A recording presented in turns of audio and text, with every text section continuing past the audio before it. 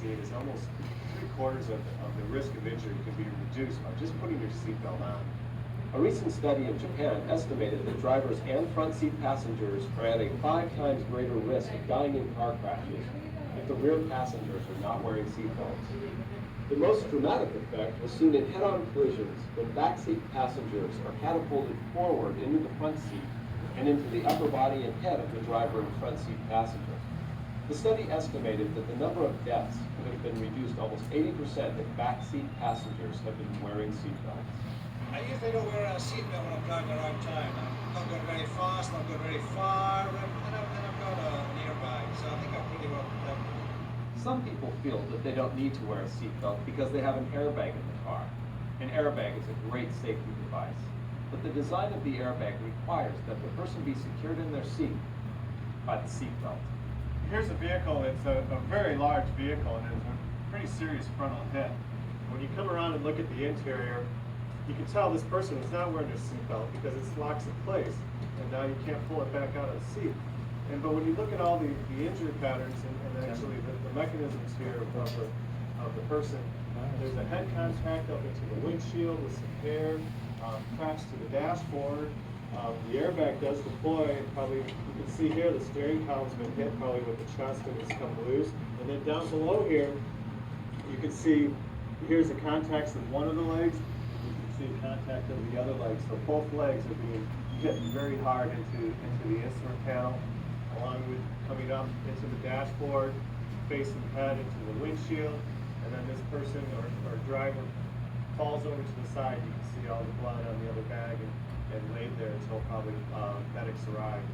So big vehicle, the integrity of the car is still very much intact. This person was wearing a seatbelt, none of these injuries would have ever occurred. We've seen the devastating effects of not buckling up, but wearing a seatbelt incorrectly can also be dangerous.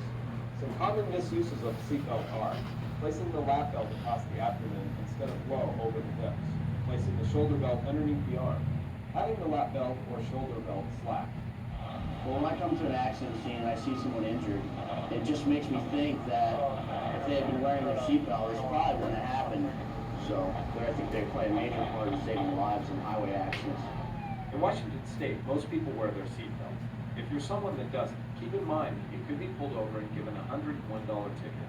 You could even be ticketed for every unbuckled motorist in your car who is under the age of 16.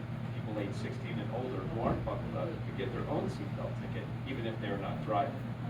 Another scary part of our job is when we do get to the scene of a collision and one of the people in the car says, "Oh, where's my buddy?" or "Where's my husband?" or "Where's my wife?"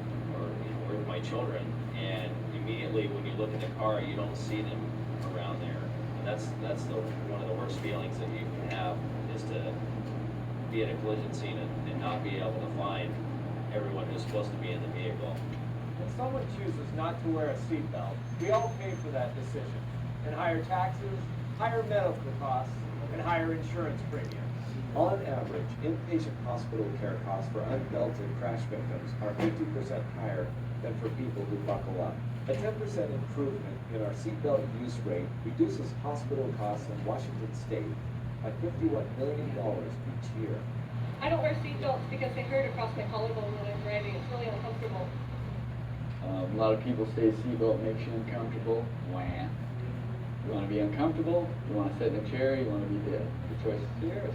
When you walk into a yard like this and see the thousands of cars and the many lives that were affected by crashes, you hope that they all had their seatbelts on and survived this.